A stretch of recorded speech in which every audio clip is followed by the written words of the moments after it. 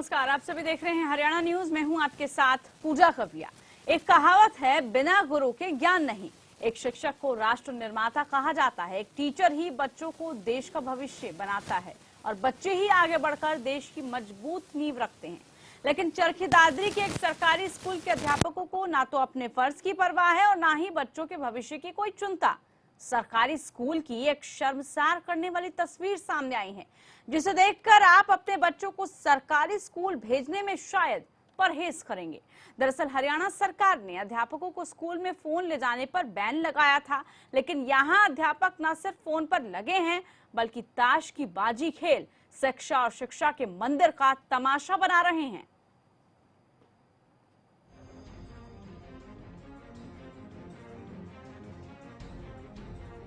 सरकारी स्कूलों के हालात ना आज किसी से छिपे हैं, ना पहले कभी छिपे थे। स्कूलों के हालात चाहे कितने भी बदतर हों, लेकिन इन्हें सुधारने के सरकारी दावों में कभी कोई कमी नहीं आई। सरकार बनेगी तो स्कूलों में ये किया जाएगा, सरकार बनेगी तो स्कूलों में वो किया जाएगा। सुन सुनकर जनता के कान भी भर गए, लेकिन ना तो तस्वीर बदली ना ही तकदीर। खैर छोड़िए, ये सब तो शायद ही कभी बदलेगा, पता नहीं बदलेगा भी या नहीं। स्कूलों के हालात चाहे जो भी हों, लेकिन एक अध्यापक का फर्ज हमेशा बच्चों को बेहतर शिक्षा के जरिए उन्हें अच्छा इंसान बनाने का होता है, ताकि वो देश का भविष्य बन सके। चलिए अब आपको चरखी दादरी के फतेहगढ़ गांव के सरकारी स्कूल का हाल दिखाते हैं। स्कूल के एक कमरे में करीब 6 से 7 अध्यापक हैं। यहाँ टीचर कोई मीटिंग या क्लास नहीं ले रहे, बल्कि टाइम पास कर रहे हैं। टाइम पास भी ऐसे वैसे नहीं, बल्कि ताश खेलकर। तस्वीरों में साफ देखा जा सकता है 4 अध्यापक ग्रुप में बैठे ताश खेल रहे हैं। हैरानी की बात तो यह है कि जिस प्रिंसिपल पर स्कूल की जिम्मेदारी होती है, वो खुद ताश खेलने में मशगूल है। पास में ही एक और टीचर महाशय फोन पर लगे हुए हैं। ये तस्वीरें उस वक्त की हैं जब स्कूल में बच्चों को पढ़ाने का समय होता है। अब आपको स्कूल के दूसरे कमरे की तस्वीर भी दिखाते हैं। यहाँ टीचर महोदय सबसे अलग घोड़े बेचकर सो रहे हैं। सो भी ऐसे रहे हैं जैसे स्कूल नहीं बल्कि उनका घर हो। तस्वीरें बताने के लिए काफी हैं कि इन टीचर्स को ना तो अपने फर्ज की कोई परवाह है, न ही बच्चों के भविष्य की चिंता। अब आपको स्कूल की तीसरी तस्वीर से भी रूबरू कराते हैं, जहां स्कूल के सभी टीचर कमरों में बैठकर ताश खेल रहे हैं और चैन की नींद सो रहे हैं। तो वहीं दूसरी तरफ बच्चे टीचर्स का इंतजार कर रहे हैं। शायद टीचर आएंगे और उन्हें पढ़ाएंगे, उन्हें कोई ज्ञान की बात बताएंगे। टीचर तो क्लासों में नहीं पहुंचे तो बच्चों ने भी मस्ती का मन बनाया और स्कूल ग्राउंड में निकल पड़े खेलने के लिए।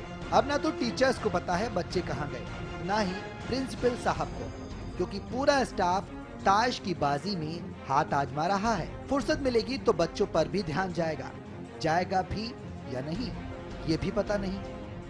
प्रदेश के शिक्षा मंत्री सरकारी स्कूलों को प्राइवेट स्कूलों के बराबर खड़ा करने की बात करते हैं। स्कूलों में बदलाव का दम भरते हैं। सरकारी स्कूलों को निजी स्कूलों से आगे लाने का दावा करते हैं, लेकिन शिक्षा मंत्री को पहले इस तस्वीर को दिखाना होगा, क्योंकि जब तक टीचर्स अपनी जिम्मेदारी सही ढंग से नहीं निभाएंगे, तब तक स्कूलों की तस्वीर ही क्या, तकदीर भी नहीं बदल सकती। चरखी दादरी से हरियाणा न्यूज के लिए प्रदीप साहू की रिपोर्ट।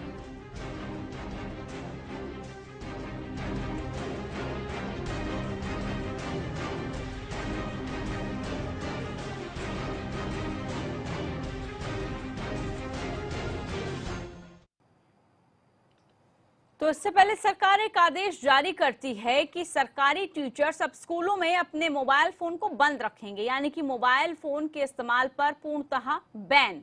लेकिन उस बैन का फायदा क्या, जब यहाँ पर मंदिर में, जिसे हम शिक्षा का मंदिर कहते हैं, वहां पर अध्यापक फोन में बिजी हैं, वहां पर ताश के पत्ते खेले जा रहे हैं। आखिर इस मामले में क्या कार्रवाई हुई, ऐसा क्यों हो रहा है, इन सबको लेकर चर्चा करेंगे। हमारे साथ खास मेहमान है ओपी शरावत जी हैं हमारे साथ, जो कि शिक्षाविद हैं। ओपी शरावत जी, बहुत स्वागत है कार्यक्रम में। लेकिन सबसे पहले संवाददाता हमारे साथ जुड़े हुए हैं, उनसे तमाम जानकारी लेते हैं। प्रदीप, सुन पा रहे हैं आप मुझे? जी प्रदीप, क्या इस मामले में कार्रवाई हुई? मामला मीडिया में भी आ चुका है, सबने फुटेज देखी, विजुअल्स देखे। क्या ऐसे टीचर्स पर अभी तक कोई शिकायत हुई, कोई कार्रवाई की बात सामने आई? जिस तरह ये फतेहगढ़ गांव के जो सरकारी स्कूल का जो वीडियो वायरल हुआ है, इस मामले को लेकर हमने यहाँ की जो खंड शिक्षा अधिकारी हैं उनको भी अवगत करवाया था। उनका ये कहना है कि इस मामले में उनके पास अगर लिखित में शिकायत आएगी तो वे कार्रवाई करेंगे। ठीक है, फिलहाल ये पूरी मीडिया में ये मामला सामने आया हुआ है। जी। ये वीडियो कहाँ से आया, कौन बना रहा था, इसके बारे में प्रदीप कोई जानकारी मिल पाई? जिस तरह ये वीडियो वायरल हुआ है, यहाँ पे सोशल नेटवर्क पर भी हुआ है, फेसबुक पर भी ये वीडियो वायरल हुआ है, व्हाट्सएप ग्रुपों पर भी ये वायरल हुआ है। तो फिलहाल इस बारे में संपर्क नहीं हो पा रहा कि पूरी तरह से जानकारी नहीं मिल पा रही। चलिए ठीक है, जो भी हो, लेकिन ये हकीकत तो सबके सामने आ गई कि किस तरह से यहाँ पर जो टीचर्स हैं वो पढ़ाने के बजाय तमाशा कर रहे हैं, तमाशा शिक्षा का बना रहे हैं, तमाशा स्टूडेंट्स का बना रहे हैं। आखिर इन सरकारी आदेशों का क्या फायदा? इससे पहले हमने चर्चा भी की थी कि सरकारी आदेश तो आप जारी कर देते हैं, लेकिन उसका इम्प्लीमेंटेशन कितना हो पाता है, कितने टीचर्स सजग हो पाते हैं? कम से कम टीचर्स अपनी जिम्मेदारी से तो ना भागे, लेकिन यहाँ तस्वीर कुछ और नजर आ रही है। शुरुआत करते हैं चर्चा की हम। शरावत जी, आपने चर्चा हमने कल ही की थी जिस पर हमने इस मुद्दे पर जिक्र किया कि टीचर्स पर तो ठीक है आप पाबंदी लगा रहे हैं, लेकिन बाकी सब चीजें भी आप दें। लेकिन अब टीचर्स के हालात देख लीजिए, ये किस तरह का गैर जिम्मेदाराना रवैया है इनका। देखिए, ये कोई बात छिपी नहीं हुई, क्योंकि मतलब हर वर्ष जो परीक्षा के परिणाम हैं वो बहुत गिरते निचले स्तर तक जा चुके हैं। हमारे हरियाणा का जो एजुकेशन सिस्टम है और स्तर जो दूसरे मतलब स्टेट्स हैं उनके मुकाबले में वो निम्न स्तर पर पहुंच चुका है। और उसमें मतलब बजाय इसके कि उसको सीरियस होकर के उनमें इम्प्रूवमेंट की जाए, वह प्रशासनिक फेरबदल करके, प्रशासनिक ढांचा उसका अच्छा करके, स्कूलों के अंदर जो जिम्मेदारियां फैसिलिटीज हैं और जो मतलब हमारे पास साधन है उनका बेस्ट यूज कैसे किया जा सकता है, ये कौन करेगा? ये शिक्षा के अधिकारी, सरकार और जो हाई लेवल के जो नीति के निर्माता जो शिक्षा की नीति बनाते हैं उसको इम्प्लीमेंटेशन, जो जैसा कि आपने पिछले भी उसमें एपिसोड में ये कहा था कि इम्प्लीमेंटेशन जो है वो मोस्ट इफेक्टिव होना चाहिए, जरूरी चीज है। और इसी वजह से 22वें नंबर पर है ये प्रदेश शिक्षा के मामले में। और इसी वजह से यहाँ पर 36,000 पद रिक्त पड़े रहते हैं टीचर्स के। सवाल बहुत गंभीर, इन सवालों के बारे में जानेंगे हम, लेकिन इस बीच महम की तरफ थोड़ा रुख कर लेते हैं। हमारे संवाददाता हमारे साथ अनिल मोर जुड़े हुए हैं। दरअसल वहां पर एक कार्यक्रम चल रहा है रक्षाबंधन पर, महापर्व, उसके आयोजन की सीधी तस्वीरें आपके सामने।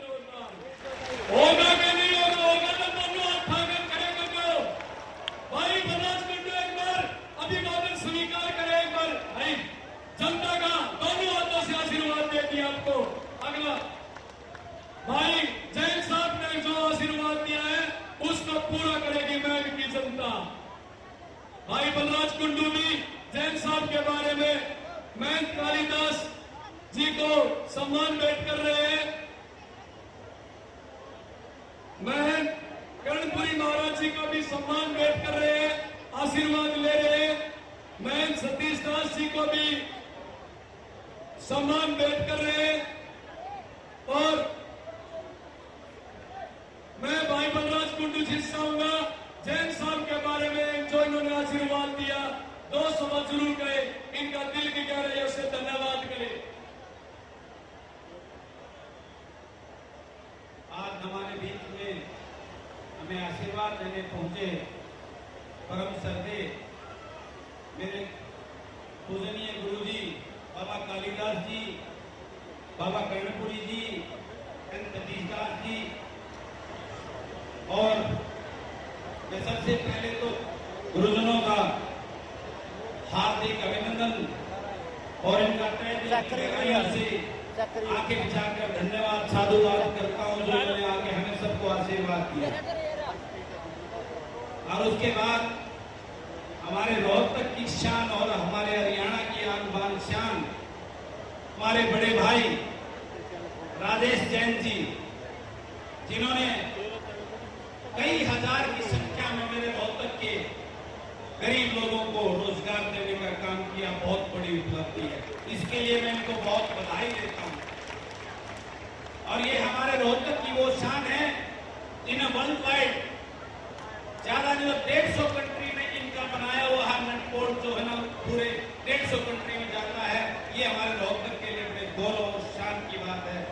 मैं यहाँ भाई साहब का पहुंचने पर दिल की गहराई से इनका अभिनंदन करता हूँ, स्वागत करता हूँ, साधुवाद करता हूँ और धन्यवाद करता हूँ कि इतने कीमती समय से इन्होंने समय निकालकर यहाँ मेरे बीच में मुझे छोटे भाई को आशीर्वाद देने का काम किया है।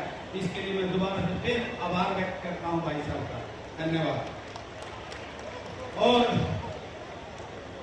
मैं आपको बाबा जी को जाना है, कोई जरूरी उसमें आ गया। हुड्डा साहब को भी मैं निवेदन करता हूं, हमारे बड़े भाई हुड्डा साहब, ओम शांति। हुड्डा साहब ऊपर चला आने का कष्ट करें, आप प्लीज ऊपर आइए। और मैं हमारी यहाँ की 16 ऐसी हमारी होनहार और हमारे महम की, हमारे महम 24 अटकामा की शान और आन और बान, बेटी हमारा गौरव है, उस भी बात को साबित करने वाली हमारी 16 होनहार लड़कियां जिन्होंने 90% से ऊपर +2 में नंबर लिए हैं। हम उन बच्चियों को स्टेज में बुलाना चाहूंगा और बाबा जी से उनको आशीर्वाद दिलवाना चाहूंगा और पूरे महम 24 अटकाओं की तरफ से उनको 11,000 रुपए का राशि भेंट कर उनका प्रोत्साहन मनोबल बढ़ाने का काम बाबा जी के सानिध्य, बाबा जी के आशीर्वाद से होगा। तो उनके नाम अभी भाई साहब पुकार रहे हैं, वो सारी हमारी गौरव, हमारी बेटी स्टेज पर आने का काम करें, उनके नाम अभी पुकार जाते। भाई जैसा कि मैं महंत कालिदास और जैन साहब को बताना चाहूंगा, भाई साहब ने ये घोषणा कर रखी थी, महम 24 के अंदर जिस सरकारी स्कूल में जिस लड़की ने 90% से ज्यादा मार्क्स ले लिए उसको मैं 11,000 रुपए नगद से सम्मानित करूंगा। ये भाई साहब की घोषणा थी। 16 लड़की है जिन्होंने ये मेरिट ली है।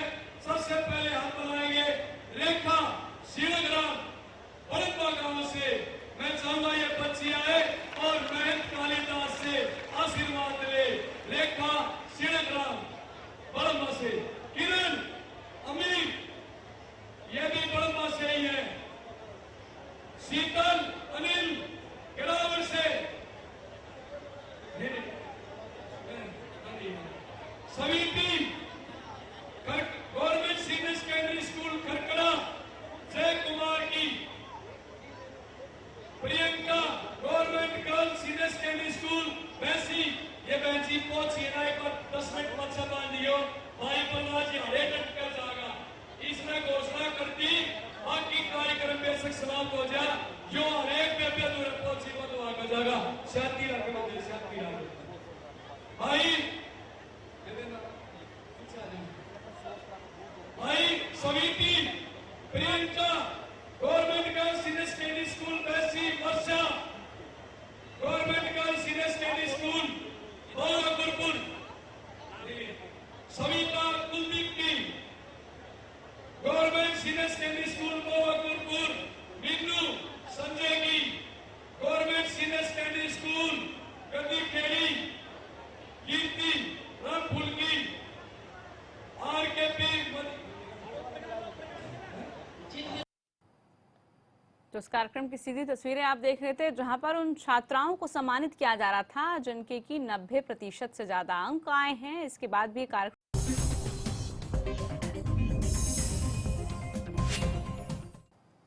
ब्रेक के बाद आप सभी का स्वागत है। बात हम उस प्रदेश की कर रहे हैं आज, जहां पर टीचर्स को, सरकारी स्कूल के टीचर्स को मोबाइल फोन पर बात करना और मोबाइल फोन ले जाना तो बैन कर दिया जाता है, लेकिन शायद ताश खेलना बंद नहीं किया जाता। यही वजह है कि इन स्कूलों में टीचर्स खुलेआम ताश खेलते हैं। अब क्या सिखाएंगे ये स्टूडेंट्स को?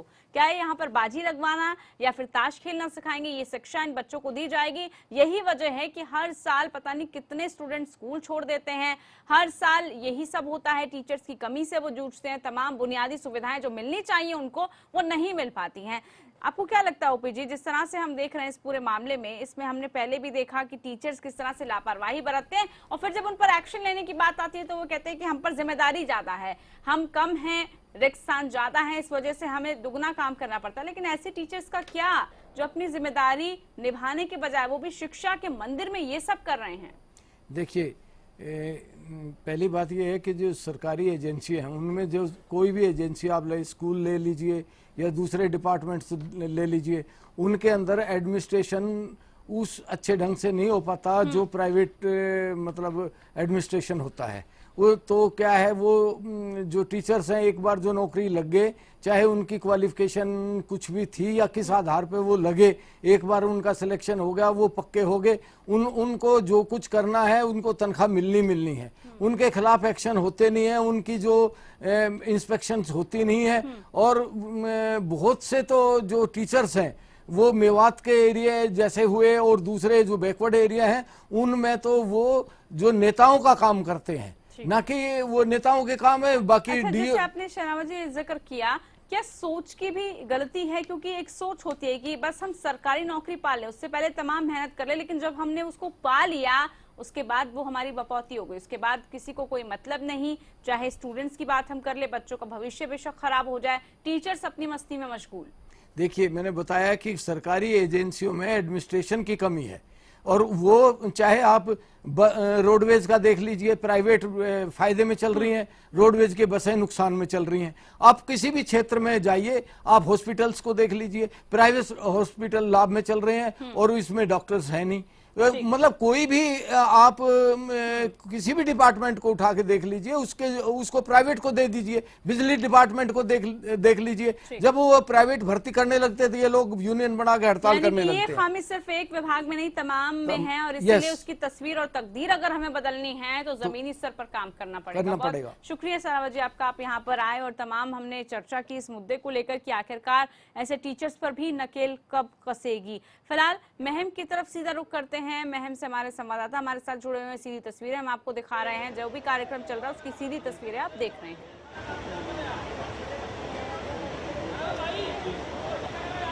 भाई, मैं कालिदास महाराज जी को अगले कार्यक्रम में जाना है। वैसे तो आज बहुत बिजी थे, लेकिन कहते हैं जब कोई भगत बुला लेता है तो भगवान अपने आप आ जाते हैं, इसलिए ये कार्यक्रम आए, इसलिए इनका कोटि कोटि नमन। इनके कार्यक्रम के आयोजकों की तरफ से इनके चरणों में वंदना की जाती है और प्रार्थना की जाती है। इनका आशीर्वाद भाई बलराज कुंडू के सिर पर रहे और इनकी टीम के सिर पर रहे। एक बार जोरदार तालियां बजाइए जो मैम की हल्के की लड़कियों का सम्मान किया भाई बलराज कुंडू ने। आज से एक नई पहल शुरू हो गई है, कल से अनेक कार्यक्रम शुरू होया करेंगे। लेकिन बहन बेटियों, भाई बलराज कुंडू ने कहा है कोई भी बहन बेटी शिक्षा से वंचित न रह जाए। अगर किसी को महसूस हो मैं पढ़ नहीं सकती, मैं गरीब हूँ, मेरा पापा फीस नहीं दे सकता, तो उसकी फीस आपका भाई बलराज कुंडू देगा, कोई भी पढ़ाई के बगैर नहीं रहेगी। आज इसी को बलराज कुंडू ने घोषणा की है, बहुत बड़ी घोषणा की है। मैं कालिदास जी इन बच्चों को आशीर्वाद देने के लिए मैं चाहूंगा 2 प्रवचन कहे और इनको आशीर्वाद दे, फिर मैं कालिदास जी अगले कार्यक्रम के लिए प्रस्थान होंगे।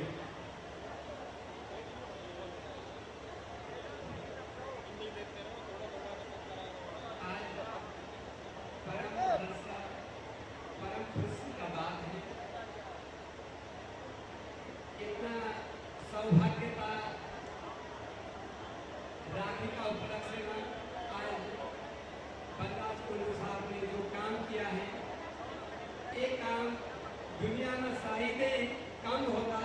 मैंने लगभग 256 राष्ट्र का यात्रा किया, बहुत बड़े दानवीर भी मिले, बहुत ज्ञानी सज्जन भी मिले, राजनेताओं भी मिले, मगर ऐसे सबका प्रति जनहित का काम और बच्ची का प्रति और बेटी बचाओ बेटी पढ़ाओ का नारा भारत सरकार ने लगाया, माननीय प्रधानमंत्री नरेंद्र मोदी जी ने इसका प्रत्यक्ष रूप में प्रमाणित मेरे श्री बलराज कुंडू जी ने दिया।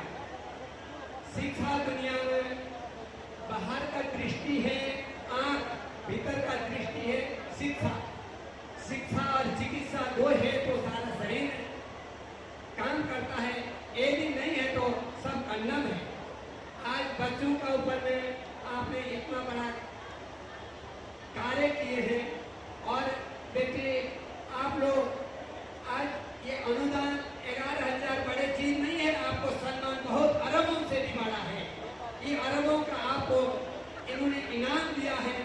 इस इनाम का मर्यादा का आप लोग पालन करें और आगे आने भविष्य का आप लोग सभी ऐसे उत्साहित होकर के इस कार्य को और विद्या को अर्जन करें।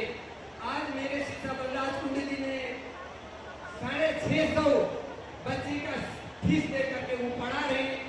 ऐसे तो हमारे सामने जैन साहब पढ़ा रहे हैं, वो उनका बहुत कुछ है, तथापि बलराज कुंडू जी एक सामान्य परिवार से पैदा होकर के इन्होंने सूर्य का किरण का जैसा प्रकाश फैलाए। इस प्रकाश को सदा सर्वदा बना रहे, दिन दोगुना रात को चौगुना आपका सब पथ में उन्नति रहे, सदा सर्वदा आपका एक भावना बना रहे, एक कामना करते हुए अपना वाणी को विश्राम देता हूँ। जय हिंद, जय भारत। हमारे बीच में भाई अजल बंसल जिला प्रधान हमारे बीच में पहुंच चुके हैं, उनका भी स्वागत किया जाता है। जोरदार ताली बजाइए एक बार, जोरदार। भाई साहब